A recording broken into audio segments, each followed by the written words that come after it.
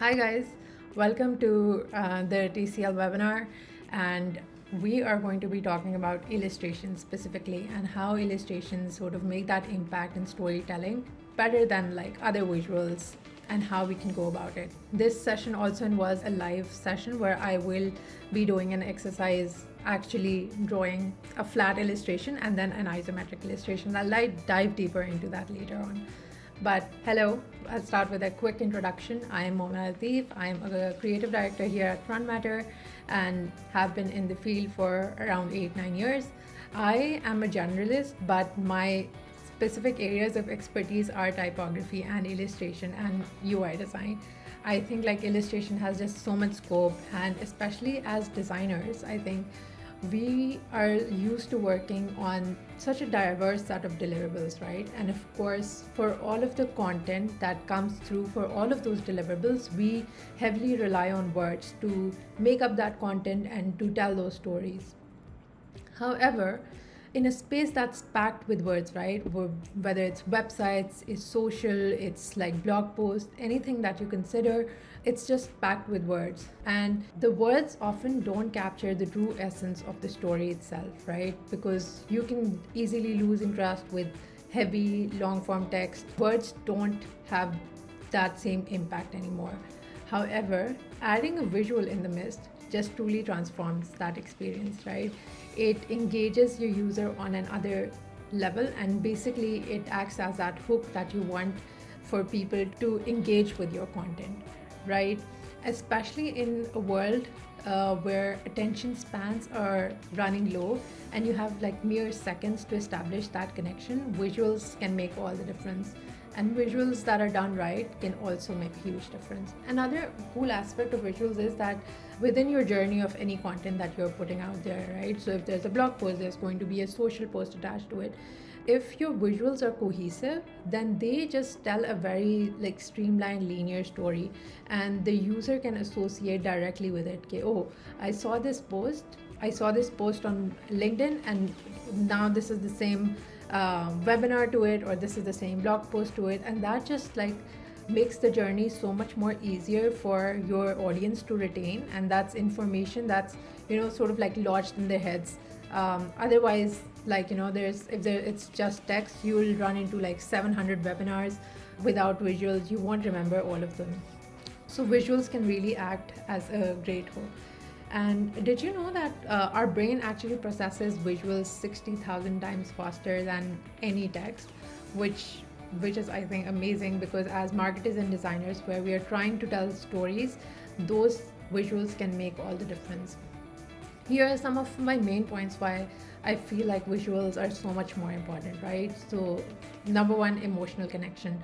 Visuals build an emotional connection with your viewer, right? And that helps your audience get invested in your stories. The second point is attention and engagement. We just already discussed this, that visuals in itself are 60,000 times more engaging than just text itself.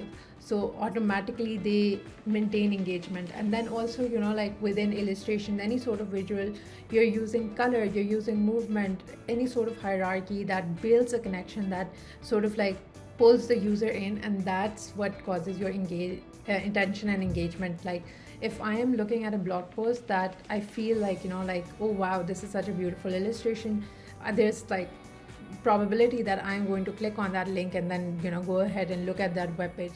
And the last thing is my absolute favorite, right, which is a point that Aruj mentioned, and then also Amina mentioned, that like visuals, they're very, illustrations specifically, they can convey like complex narratives, right? So especially today, like we see so many business pop up that are different from your day-to-day businesses, right? So they're more theoretical, they're more like scientific, and those ideas are not really easily told through visuals, through photographs in that sense. That's the beauty of illustration, that you can tell like really complicated, complex narratives with illustrations, right? You can ideate on it, and you can actually build a visual, design a visual that would directly coordinate with the brand story that you're trying to tell. This happens a lot, and I think like that the whole personalization aspect is what brands strive for. That's what marketers strive for in today's age and time, and that's how illustrations sort of come into play. Now, a lot of you might sort of like mention this, that with when we speak about visuals, then photographs are also a really good option. I'm not going to get into the AI AI conversation, so I'm going to like skip over that. But like just speaking in terms of like normal visuals, photographs that are readily available, or things that you can sort of like get photographed, those are also important. But however, like just getting a whole photography session done for any of your devices, or anything, is very costly. And then also, we have all been through this, that stock imagery is just not the right fit. We have long been like victims to the janky, socially awkward stock visuals, and they just don't tell the right story. You can't build an emotional connection because it's just very awkward posing. And I feel like they were great at a time when there was use for it, and even now, like there are sites where you can come across like some great stock visuals. But however, whenever you are trying to tell like intricate stories that are very brand specific, that still gets hard. For me, I think like stock visuals are a great example to be used for memes. Second thing is getting started with illustration. So this is sort of like a foolproof workflow of illustrations that I want to go through. Whether you are an illustrator or not, this sort of like workflow just helps you navigate illustrations and how to come up with like good illustrations. It's a process that I've been following, and I have seen other illustrators following. And then even as creative director, I tell my creatives to take all of these things into consideration whenever they're working on an illustration piece. So step one, which I think like often a lot of people miss, is read through your content. Guys, this is so important, because I will see so many illustrators, so many designers who will just take the main heading and they will just like go with it. They'll just float with it. They won't be reading the entire content. And it's, as an illustrator, as a designer who's illustrating, it's so important to familiarize yourself with what the business is about, what the product does. That is the main thing. If you don't understand it, you won't be able to execute it in a way that others understand it as well. So number one is always read through your content, understand it. Number two, keywords and conceptualize. So especially with long form content, what happens is that it's pretty lengthy.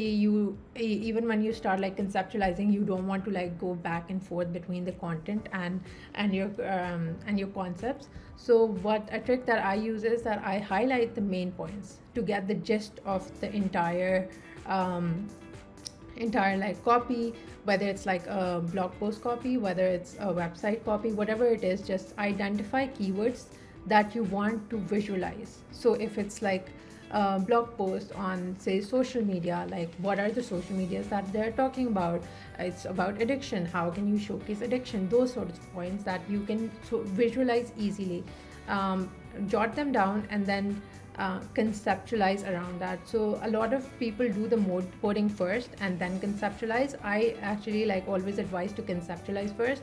Mood boarding, if you mood board before, what happens is that you are heavily sort of like inspired by the visuals, and sometimes the ideas are not that original. So just trust yourself that you will come up with like really good visuals, and do a rough conceptualization using those keywords. Okay, social media, how can I showcase it? Addiction, how can I showcase that? And just put together loose concepts. And another sort of pro tip is just sketch. Even if you're not good with hand-drawn visuals, do it on like on your softwares, but make sure to sort of like use your pencils, use your pen tools to actually draw those things, because I have found that to make a huge difference. I have been like a very digital person my entire life, but going back to pen and paper has made all the difference for me. The third step is now mood boarding. So go through your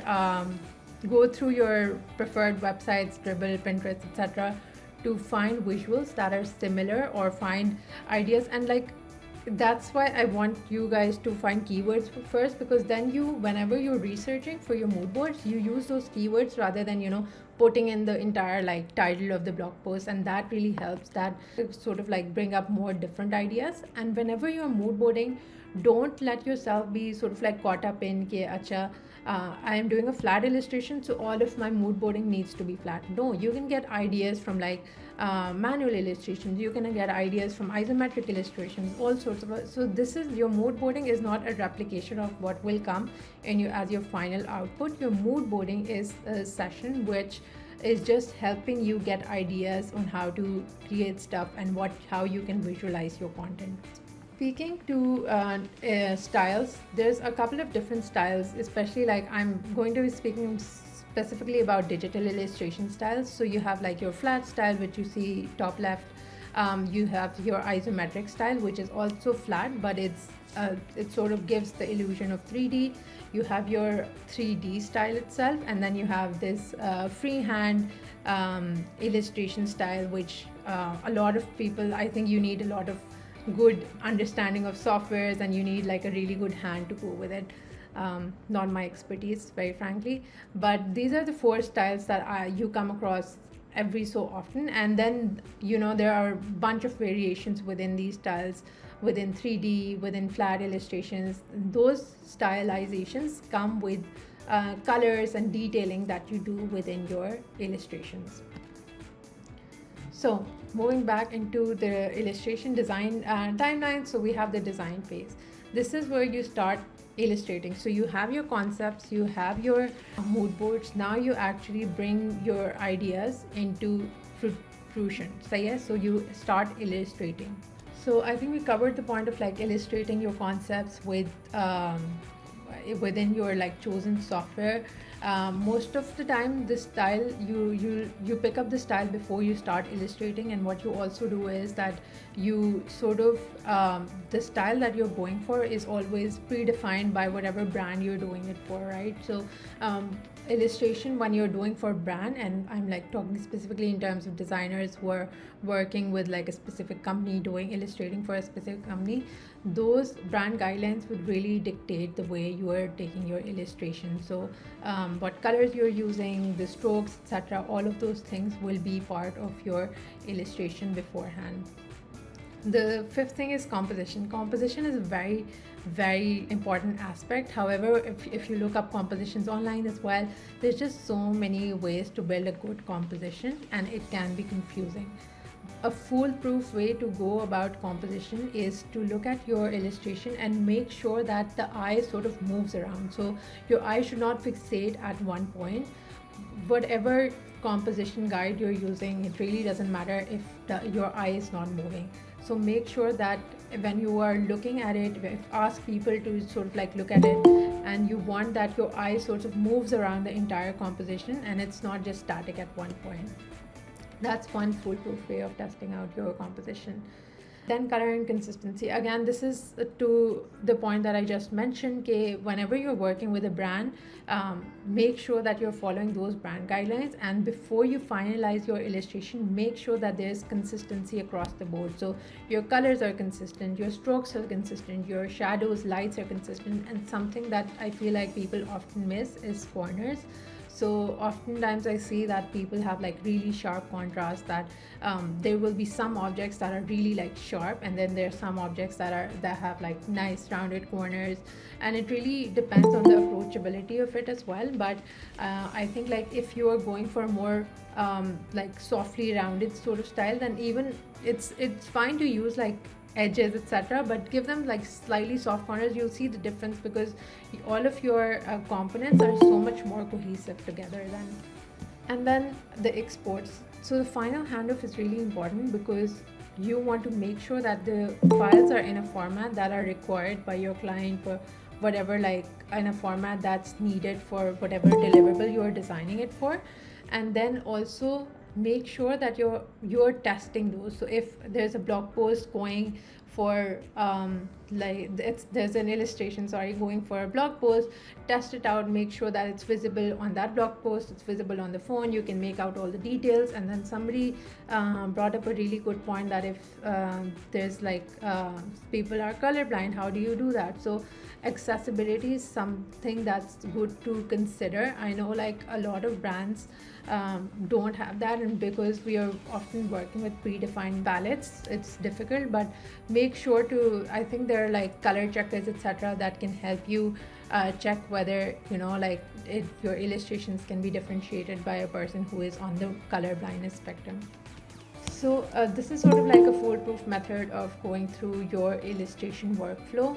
And now I have like a fun thing that I want to share with you. We're going to like jump into Figma and then create an illustration for, we'll do it in flat style on Figma, and we'll do it on isometric style also on Figma. So the reason why I'm doing it on Figma is that Figma is it's personally, it's my very favorite software. It's free to use, it's easy to use, and a lot of us are used to, you know, using Adobe Illustrator for any illustration purposes or Photoshop. But with so many brands using Figma, not many people are aware of the fact that you can create the same quality of illustrations on Figma as well. So just wanted to showcase that even for isometric, it's like so much easier to do it on Figma. Nothing wrong with doing it on other softwares, Illustrator, Affinity, etc. But Figma just has an easy workflow, and there's a lot of plugins, etc., that you can use as well. First up, let's do a coffee cup, right? Because we already spoke about how we have had our morning coffees or not. So first we'll do it in your flat style. I'm just going to start making a coffee cup. So let's see. The cool part about like digital illustration, flat illustration specifically, is that it all comes together with shapes, and it's just so exciting that common shapes will make your illustration bring together so much detail in the illustration. I think like most of designers are familiar with the flat illustration style as well. And Figma is the same as Illustrator in the sense that it uses the same sort of like pathfinder tools, etc., to bring together your illustration. So I'm just using like the square shape to bring together like a basic form of the coffee cup, and just taper the edges like this. So but Figma, I find like you can do this in Illustrator as well, like just using anchor points to really define that shape. First, like the first foremost thing you do is that you construct your basic shape with the help of your square or your circle, etc., and then go into changing the edges, etc., moving them around to bring more quality to the shape. And what I like to start with is that I don't really bring in colors. I like to do my illustration in grays to define like how I want to do it, and then I will bring in like a lot of the details with colors, etc., strokes. So I'm doing a coffee cup, and now I'm just adding some detail with like corner radiuses, etc. So for the top one, I don't want the bottom edges to have like any rounded corners. I'm just going to do it, select the top two anchor points and do it like this.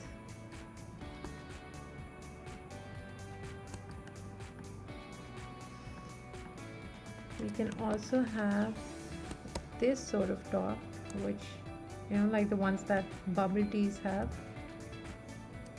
Just do this. Something like this. There you go, making sure everything is centralized over here. Feel like this can be a little smaller.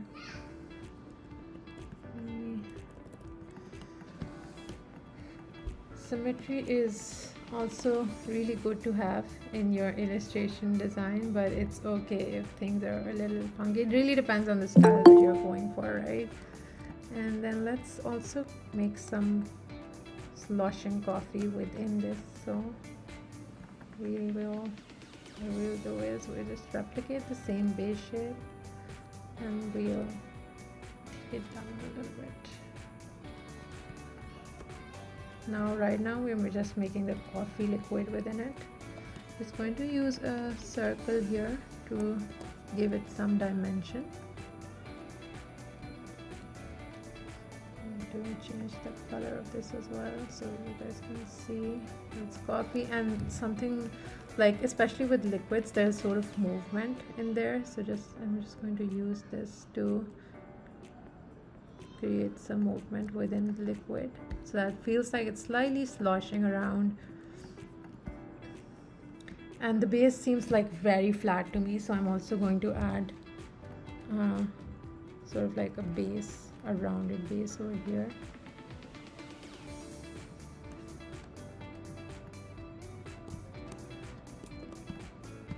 And then I can just join these two with the Pathfinder tool. So go into Pathfinder, union the selection, then it's just one piece. And even for this one, I feel like we need some roundedness at the bottom. So we'll just do this over here as well. Make sure it's also joined. There we go. If you were like using the Pathfinder tool to unionize anything, or like subtracting it or something, right? So, and if you want to like edit this piece, now this is technically in two forms. Like this doesn't happen in Illustrator, it just gives you one shape, but Figma has the functionality to sort of break it down into the other shape within the layers as well. If you want to move it around, sort of change things within this unionized shape, then all you have to do is right click and flatten the shape. That way it's just like one layer item instead of two, and then you can just like use your anchor points to move things around. Now just going to add, I feel like there's some detail missing, so we'll just add this sort of detail over here. Oops, there we go. Just going to bring this forward. That looks good. And then I'm just going to draw a quick straw again, like just a straight circle, straight rectangle, not a straight circle. Let me change the color of this. And because this part is mostly see-through and this part is see-through but this part is not, we're just going to bring it forward so that it gives that illusion as well. Oops. Right, and then you always have this top notch at the bottom of this semicircle, so I'm just going to take this and use the subtract tool to subtract the shape out. Now again, like the subtract shape, you can see in the layers that it has like all of the faces that we subtracted as well, and if I want it as one shape, I'll just like click it and flatten it, so now it's just one shape.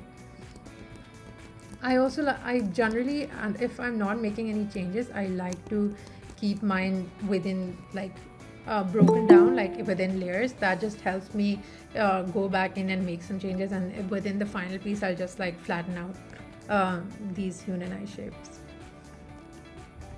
And there we go. Like I feel like this one is really big, so because I've not flattened it out, I can just like reduce this size like this. And we have this, and then at the bottom, like it really depends on you how much detail you want to add, but I want to sort of add slight minimal curve here at the bottom so it feels like it's going in. And then also remember the point that I told you, okay, sometimes it's helpful to add in like really small minor curves if your whole shape is following curves. As you can see that my entire shape has like curves. So even when like the straw needs to be like a jagged edge, I've given it like a very slight curve over here, and I'll do the same thing over here. Now I need to change the shape, so I can't really add sort of like a corner radii over here, so I'm just going to flatten it and select these two pieces and just give it some rounded corners there.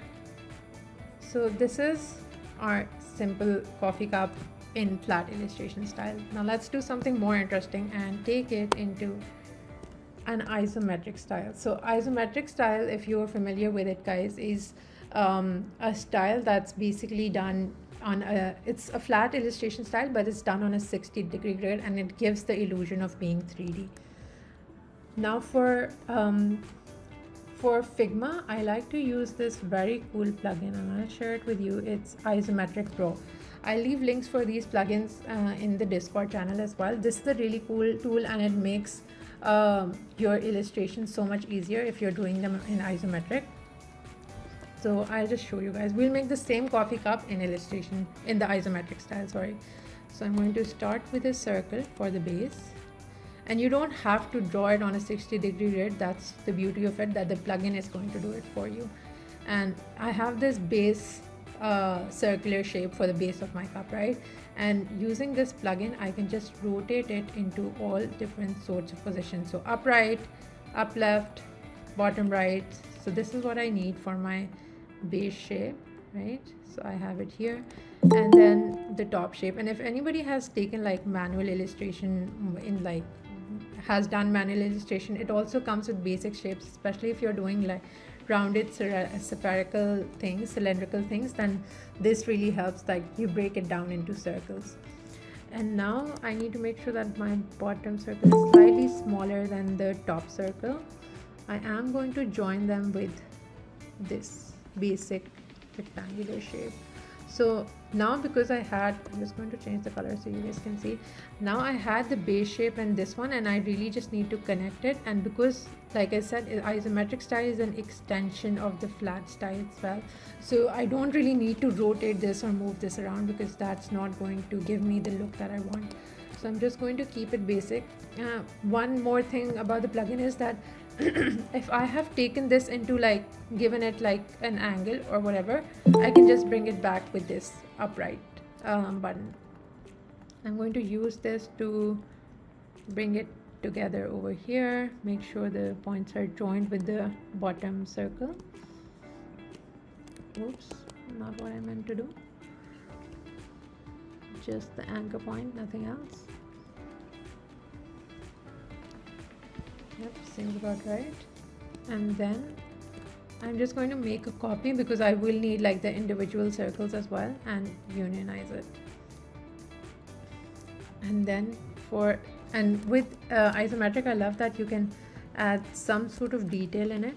So I'm just going to give it that, you know, that 3D dimension by adding in a base over here, and then the top lid would go over here. This is the lid of your cup, basically the top of your cup.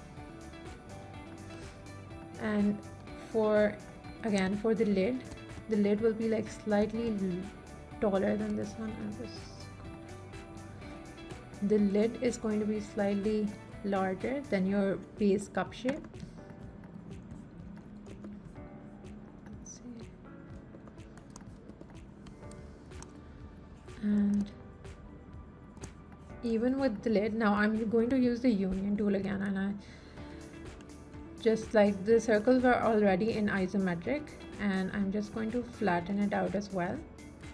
Once I have flattened it out, I can go into the anchor point mode, and what I want to do is make these straight. So I'm just going to use the pen tool to do that,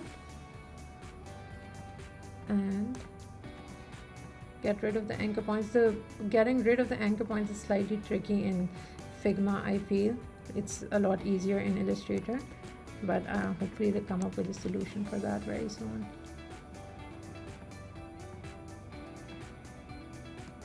There. So now we have this cap for our cup. I'm just going to use this top circle to add dimension, sort of group it together, and there we go. I'm going to flip the colors for this so it's apparent. There. I'm going to move this, put this here so you guys can see it in comparison. And now what we need to do is add the top, this part, right? So this is tricky because we can't really do it in isometric, but if you are looking at a piece in sort of like that isometric view, you'll realize that it's almost the same as having like a flat top, right? So what I do is I will make that flat top over here, I'm just going to change the color for it slightly so that you guys can see. I hope the colors are visible to everyone. And I want to give it like a rounded bottom, right? Like slightly curved so that it feels like a part of that 3D. And just like this is the easiest way to go about it. Instead of like flattening out the shape and like using the curves itself, I just basically lean into the anchor points and use the this corner radius approach to make sure that it fits perfectly. And you can see that BB either there's space right over here, there's this awkward space that doesn't match up with this. We're going to fix it. So once I have this, my main shape, as you can see, abhi I can't really like, I don't really have any curves over here to fix, right? So what I need to do is flatten it out. I'm flattening it out, and now it gives me these handles to basically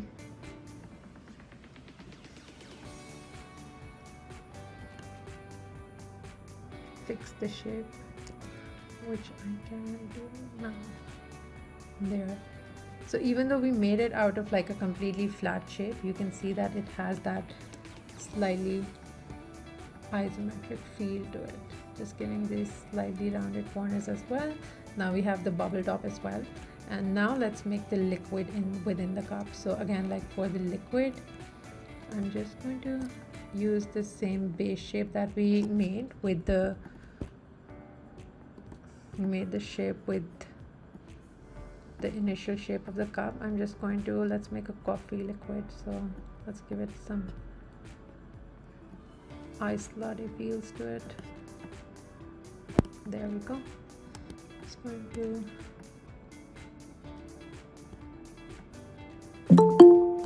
reduce the size of it. We have the coffee cup. I'm just going to take it down a notch again, like because the unionized shape but because I hadn't flattened it out, I have the layers to play around with, and it's going to retain its shape. You can see in my layers that it's unionized, and I just haven't flattened it out yet.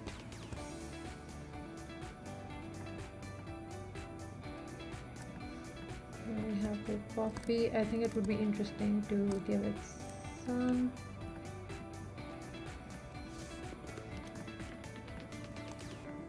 there. Oops.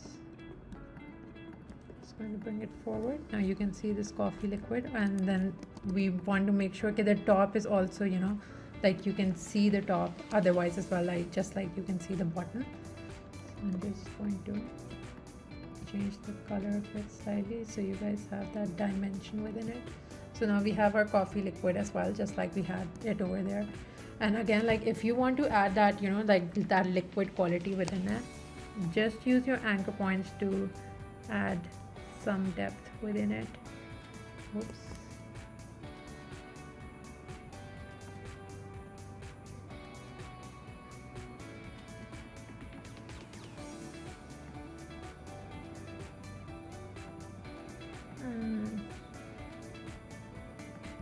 This sort of quality, so it just has some movement to it.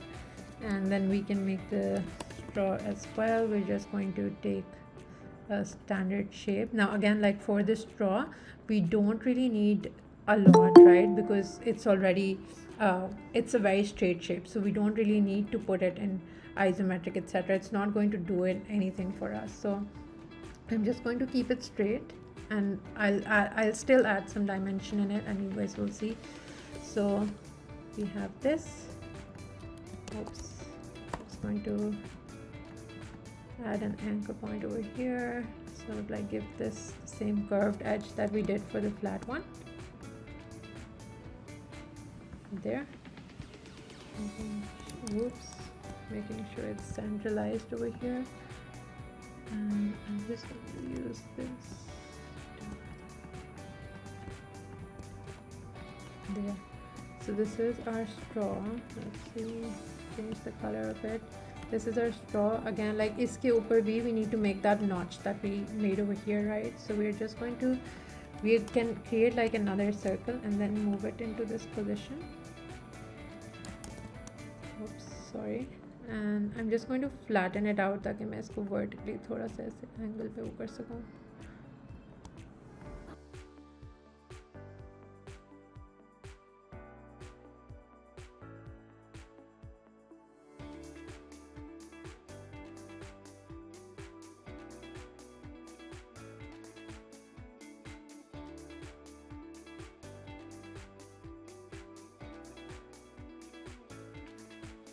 And then because it's isometric again, so we need that bit of detail. So I'm just going to add this at the top so that it feels like it's a straw.